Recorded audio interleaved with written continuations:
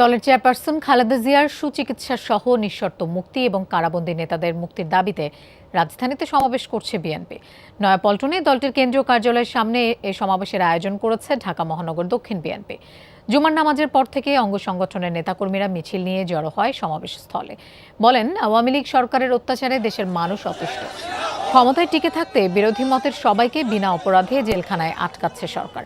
সাধারণ মানুষের অধিকার এবং গণতন্ত্র প্রতিষ্ঠায় বিএনপির আন্দোলন চলমান থাকবে, এমনটাও জানান তারা। সমাবেশে প্রধান অতিথি হিসেবে বক্তব্য রাখবেন দলের স্থায়ী কমিটির সদস্য বাবু গয়েশ্বরচন্দ্র রায়। ১৯টি শর্ত দিয়ে বিএনপিকে এই কর্মসূচি পালনের অনুমতি দিয়েছে ঢাকা মহানগর পুলিশ, ডিএমপি।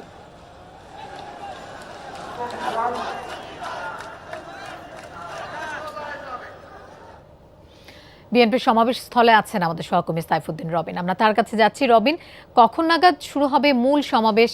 নেতাকর্মীদের উপস্থিতি কেমন দেখছেন এবং তারা কি বলছেন?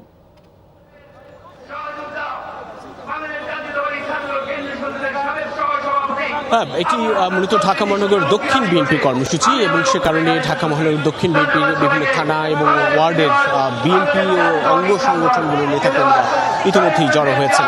নয়াপল্টন দলের কেন্দ্রীয় কার্যালয়ের সামনেই এই কর্মসূচি, যেটি মূলত বিএনপি চেয়ারপারসন খালেদা জিয়ার নিঃশর্ত মুক্তি এবং দলের ঢাকা মহানগর দক্ষিণের যে সকল নেতাকর্মীরা কারাগারে অবস্থায় রয়েছেন তাদের মুক্তির দাবিতে এই কর্মসূচি, যেখানে বিএনপি স্থায়ী কমিটির সদস্য গয়েশ্বরচন্দ্র রায় প্রধান অতিথি হিসেবে অংশ নিচ্ছেন এবং অন্যান্য কেন্দ্রীয় নেতারাও ইতিমধ্যে উপস্থিত হয়েছেন। নয়াপল্টনের কেন্দ্রীয় কার্যালয়ের সামনের সড়কটির এক অংশ জুড়েই মূলত তাদের এই অবস্থান।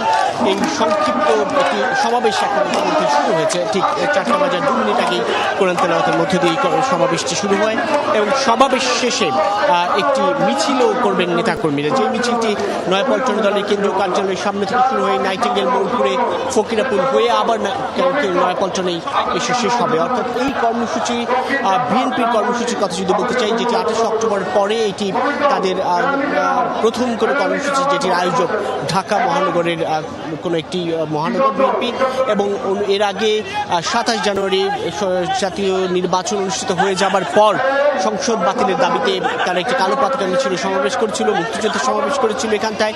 এরপর 1 মে সর্বশেষ মে দিবসের কর্মসূচি ছিল।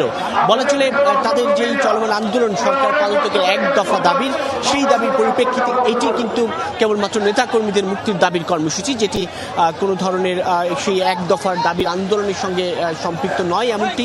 কিন্তু তারপরেও নেতাকর্মীরা বলছেন বা কেন্দ্রীয় নেতারাও বলছেন যে এই কর্মসূচির মধ্য দিয়ে আসলে নতুন করে তাদের যে চলমান আন্দোলন সরকার পদত্যাগের 1 দফা দাবির, সেই আন্দোলন আরও বেশি গতি আসবে। আগামীকাল এখানটাতেই যুব দলেরও একটি সমাবেশ কর্মসূচি রয়েছে এবং সেখান থেকে নতুন কর্মসূচি ঘোষণারও এক ধরনের ইঙ্গিত আমরা পেয়েছি।